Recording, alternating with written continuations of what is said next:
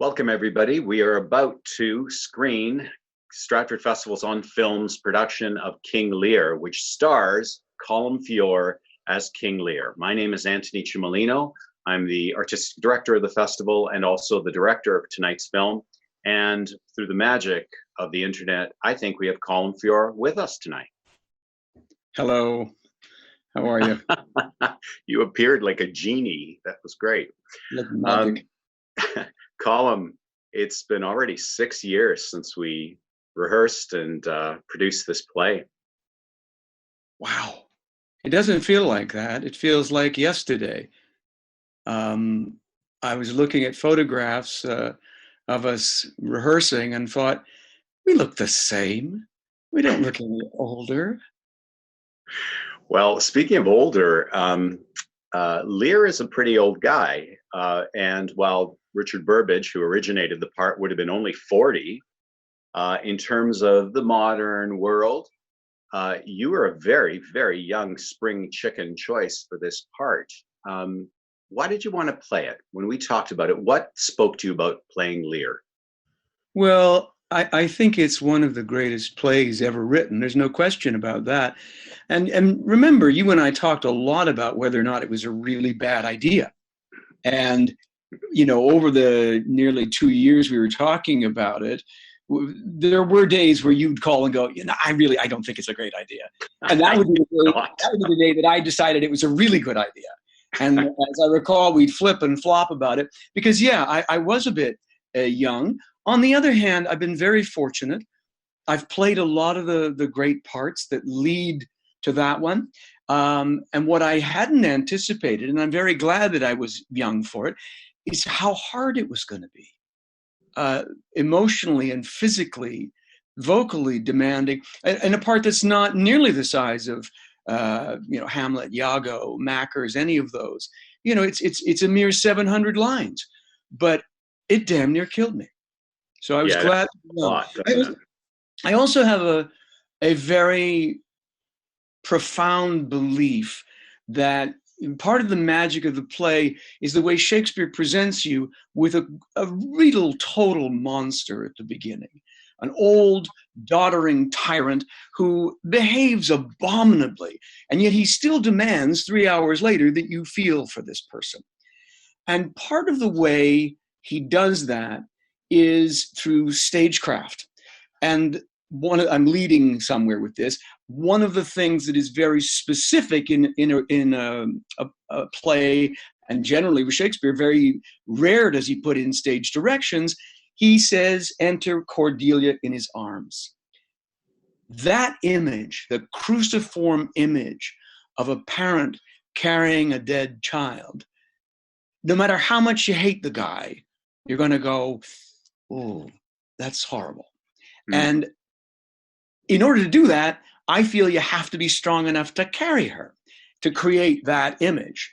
I wouldn't do it today for all the tea in China. All right, let's take a step back. That's too bad because I had it on my mind.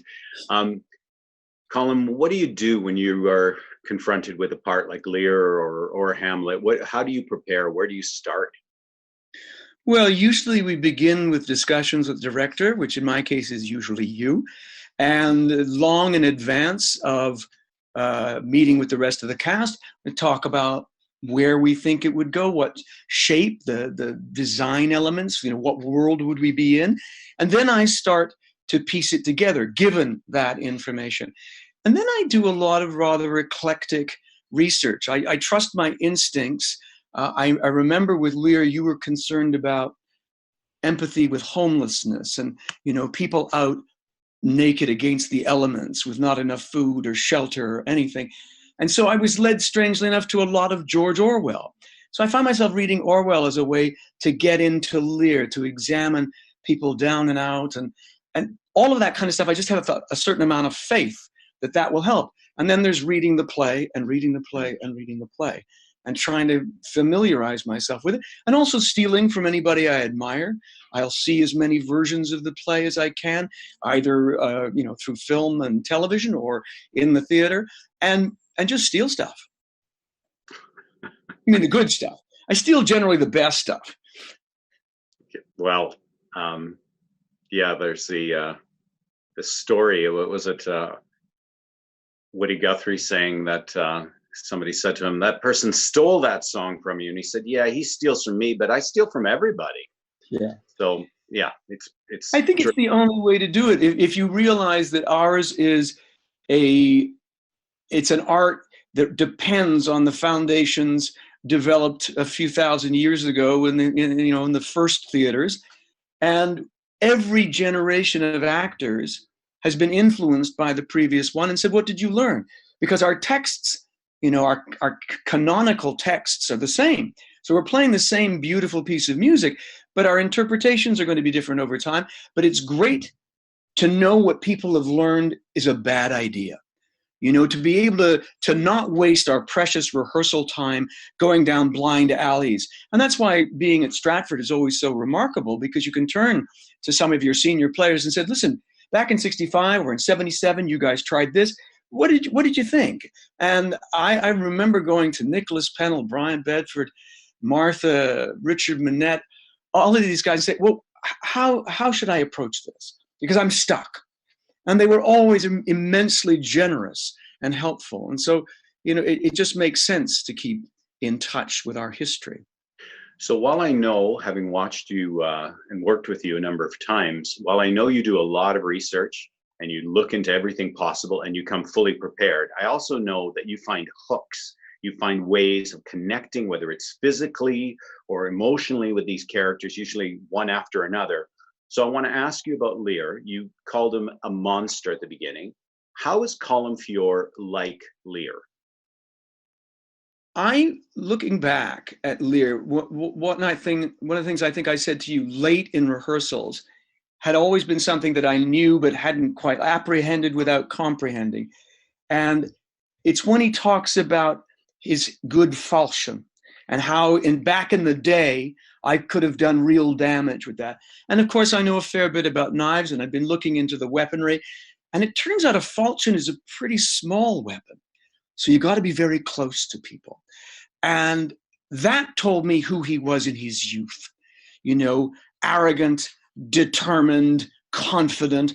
And I shared some of that with him in my heady, callow youth, and I thought, there are lessons to be learned from growing old and decrepit, and I'm very grateful to have learned some of them. But I chose that kind of aggressive leadership, king-like warrior status, which I thought gave him the authority to be the lead. So all of the things that I learned about being a leading man at Stratford from all of the leading men I stole from and was generously helped by, that was one point of connection. Colm, that's really interesting about discovering that Lear is a warrior, because these first three films that we're going to be screening, Lear, and then followed by Coriolanus, and followed by Macbeth, these are all parts that you've played, and they're all warriors. Shakespeare seems to want to examine what happens when we put a warrior in a leadership position. How do they manage in a civil society? Generally, they manage very badly, because they bring to the civil leadership all of the lessons of their military leadership. And you really can't behave that way in a civil society. And they learn their lessons rather late in the day, and for our benefit, reflect upon the disasters of their governance as they go. And so we see them learning that all of the skills that they had are great if you're looking to defeat an army, and terrible if you're looking to inspire people to be civil in society. Which we are finding today, that some people have been elected into leadership positions for all sorts of different reasons, but empathy, compassion, vision, leadership aren't their thing. Yeah, and it's particularly interesting in crisis, and Shakespeare always has a crisis. I've been doing research for Richard III, and Leadership in Turbulent Times by Doris Kearns Goodwin has been very, very helpful. And she looks into Teddy Roosevelt, Franklin Delano Roosevelt, Abraham Lincoln, and Lyndon Johnson, and always at critical crisis moments. Same thing that Shakespeare was doing. We want the Depression, we want civil war, we want the assassination of another leader, and you're going to take over. in all of those examples of really remarkable leadership, and Franklin Roosevelt in the Great Depression, 1933, doing things with the New Deal and changing the entire country and everyone in it and everyone in its attitude toward themselves, their community, their obligations to each other. And that's real leadership. I think the beauty of what Shakespeare shows us is how fragile it is and how delicate our interconnectivity is, and how we need to respect each other. We need intelligent philosopher kings for guidance. We can't have cretinous buffoons. It just doesn't work. We'll leave that hanging. Colm, for those of you who are just joining us for this Stratford Festival on Film screening that takes place at 7 o'clock of King Lear, I'm Antoni Cimolino, director of the film, artistic director of the festival, and with me is Colm Feore, who is the king himself. And we're just asking some questions of King Lear. Colm, I asked you how you found Lear within yourself. I'm wondering, were there parts of Lear that you never were able to quite match up? I'm asking you as a father. You know, all these great tragedies are ultimately about families. Yeah. Where did he sit inside of you and being a father of a daughter? Well, that was, you know, it made it considerably easier.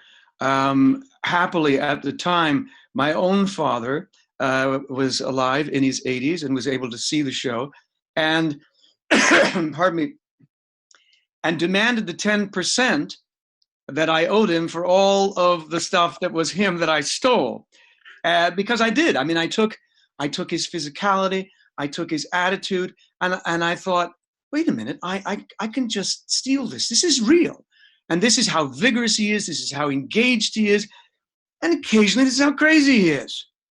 And, you know, convinced that a lifetime of learning and study and fathering children should be enough to guide you in your late life.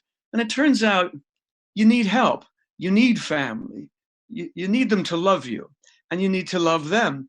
And so there were all these points of connection that I found both heartening and difficult, because, as I said, to go through it every time, I made a rather bad joke. Ben Campbell and I were doing Lear at the same time, and we had both been in Douglas Campbell, his father's Lear, back in the 80s, and he was Edmund, and I was understudying him and retiring the part of Oswald. But we were comparing notes about playing Lear, and I'd only do it 4 times a week, and he would have done 8. And I said, my God, it's unspeakably difficult to do. I mocked Christopher Plummer for saying, I'm going to go to New York, but I'm only going to do 5. I thought, I could barely do 4. And when Ben said, well, you know, I didn't find any problem at all. It was easy. It was great. I could do 8. And I defensively said, well, then clearly you weren't doing it properly. And, you know, we duked it out after that with a beer. But I do believe that the cost of it for me was great. And personally, I would line up to do Howl, Howl, Howl, and the beautiful, wonderfully talented Sarah Farb would be standing by on a step so that I could pick her up to carry her in. And almost every night we did it, I didn't know if I'd be able to do it. If I would be in the right place to simply say that. And luckily, 9 times out of 10, it was just great. But then at the end of it, I was empty. You know, over the years, I've seen, as all of us in the theater have many Lears, and it was never written to be performed 8 times a week. Burbage would have never done that. At a repertory company like ours in Stratford, the performances are broken apart by a day or 2, and you do 4 a week at the most. And so I can understand what you're saying about the ability to simply go there, to be able to put every ounce of your being into it, knowing that you may need a day or 2 to recover. Let's go to those final moments, the howl, the 4 howls, the 5 nevers. Did you, when did you find that you had found those within yourself in the rehearsal process? When did you find Lear within yourself in the rehearsal process? Wow. Well, I think there was it's the moment when I curse my eldest daughter. Because at the beginning, I've been saying, I want you to have many grandchildren. I want them all to look like me. I want you to create statues of me. And here in my magnificence, I'm going to give you a third of the kingdom. Not 15 minutes later, he says, I want your womb to fall out on the floor, and I hope you die horribly. That mental fracture, that moment of loss of whatever it is happens to him, struck me as foundational.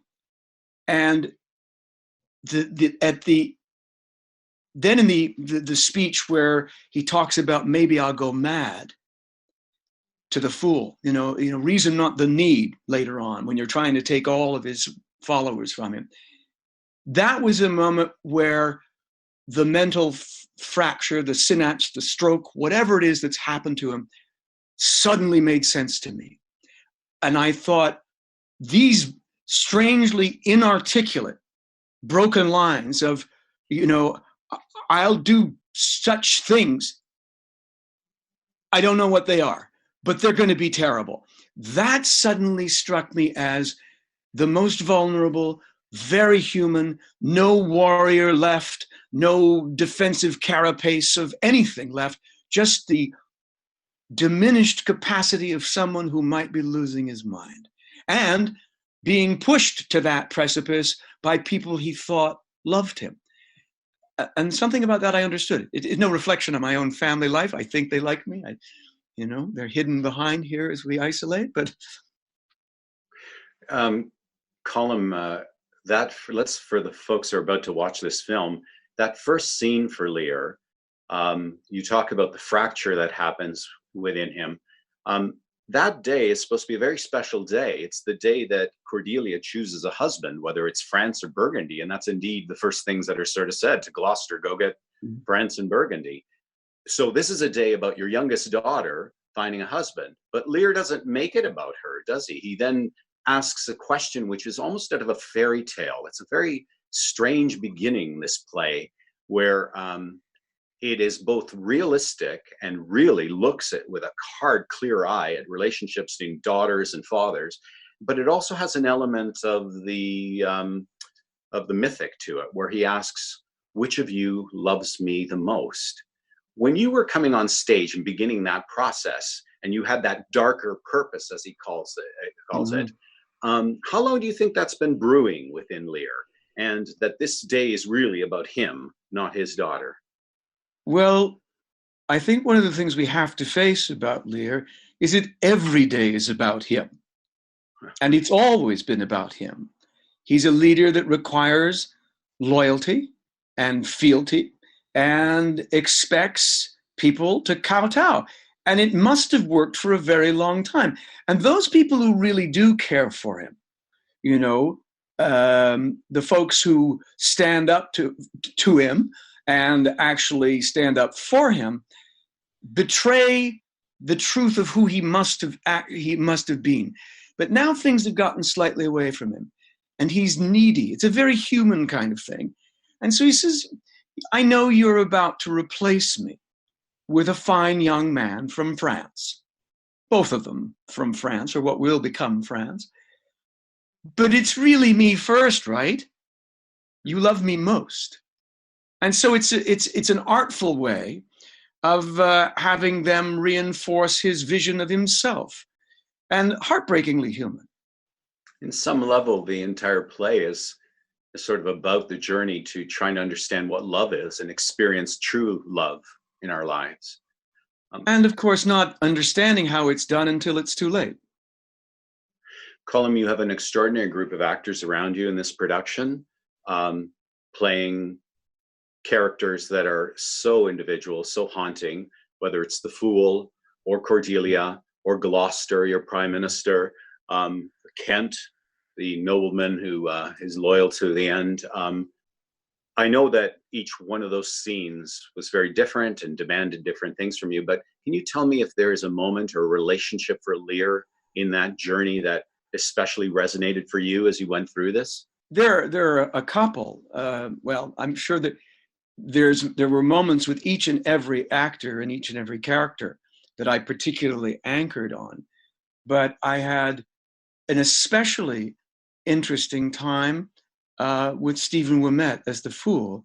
And Stephen's an actor I had not worked with before. And we come at acting from very different points of view, I believe. And yet we met very gently in Shakespeare's middle. And I had absolute confidence and trust in everything he did. And he's so searingly honest that he forced me to be so too. And because if I am vulnerable to something in this work, it's to figuring out a plan and then executing the plan. And he forced me to be immediate and vulnerable in every single moment. And my dear friend Scott Wentworth as Gloucester, we shared such trust in each other, particularly our scene, our last scene together, where one is blind and one is mad. There was such affection and such simplicity and such organic sense of discovery, because we were never the same twice. And one of the things I most enjoyed, and Evan Bueling, as wonderful as Edgar, would watch us every night, subtly change our blocking and just adjust to each other, knowing the space, knowing each other, and saying, well, it's Tuesday, and I feel like this. Oh, and I'm mad. Well, I'm blind, so I don't know where I'm going anyway. And those were very, very special moments for me in terms of how to act and how to act Shakespeare well, I think. In terms of moving around that stage, we should mention for the audience that this is the famous Stratford Festival stage, the first in 1953 that Tyrone Guthrie, Tanya Mazejevich created, the first time since Shakespeare's day that a thrust stage was being used for Shakespeare's plays. And it's very hard to move around on that stage and be available to the whole audience and be in the right position for the right word. It took us a lot of time. So I worry about hearing you change the blocking, but be that as well, it may. When there's only three of us on stage and one is sitting down, it's a little easier. It's still just the dance of old experienced players, not we're going to remedy all the bad direction. There was never a thought of that, believe me, with my soul. Well, that would be a work of a lifetime in this case. But before we end and go to King Lear, Colm, after having played Lear, what endured for you? Did it change you? And if so, how? Oh my gosh, it changed everything. But, it sounds perhaps romantic and a little grand to say it, but I was never the same actor afterwards. There are watershed moments in your career where, if you're very lucky to play these great parts, you set yourself a challenge. And I remember playing Hamlet at 33 and saying, if I don't do this honestly and vulnerably with everything I've got, I'm going to stop acting because I will just be a bad actor for life. I got through it and I thought I was okay. So I carried on. When I got to Lear at 55, I had the same mantra. Do this right, do it honestly and completely and simply, or just stop doing this. And I went at it whole hog with, as you said, those moments, trusting that I wouldn't be doing it 8 times a week. I could go at it and recover.